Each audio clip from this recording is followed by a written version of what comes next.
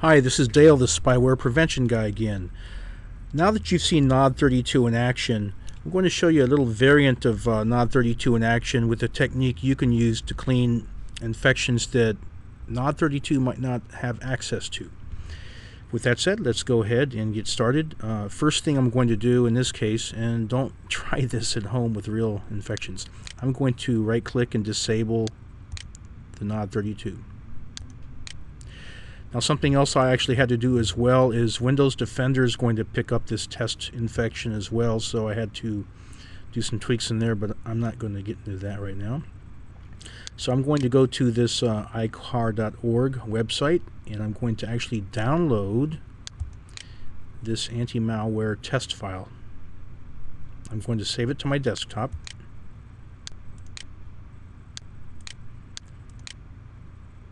Alright, there it is. So that's the actual file. So I had to turn off my antivirus to let it actually get through all the way to my hard drive, which it is right now. It's on my hard drive. So I'm going to go ahead and turn my antivirus back on. First of all, we're going to go to the quarantine, and let's go ahead and clear that. I'm going to now turn on my antivirus. I'm going to right click and clean that. See there, it just detected it. Number of infected 1, number of cleaned 1. So my computer is clean again.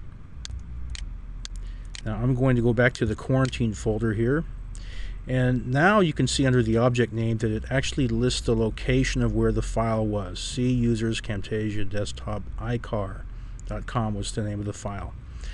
Now what I'm going to show you is just an experience I had recently where I had a Trojan called Mebroot. It was called Win32/Mebroot.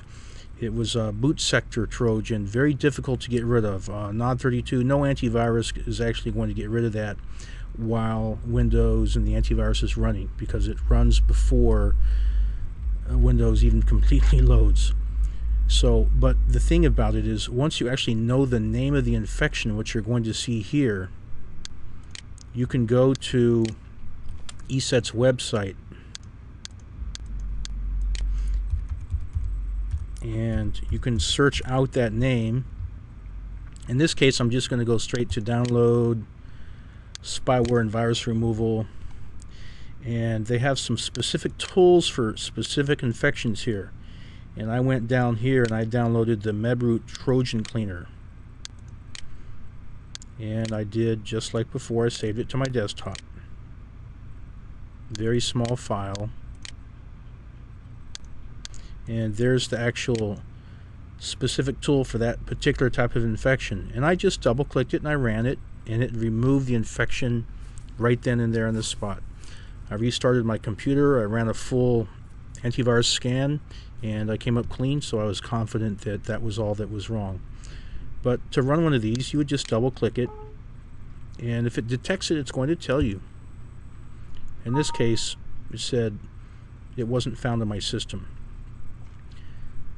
And if you notice, it did call it a rootkit there. You don't want those types of infections. Most antivirus programs may not even detect that you had it.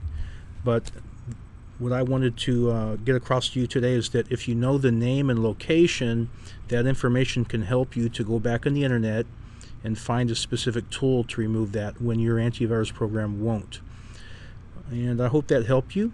Again, this is Dale, the spyware prevention guy. Thank you, and bye-bye.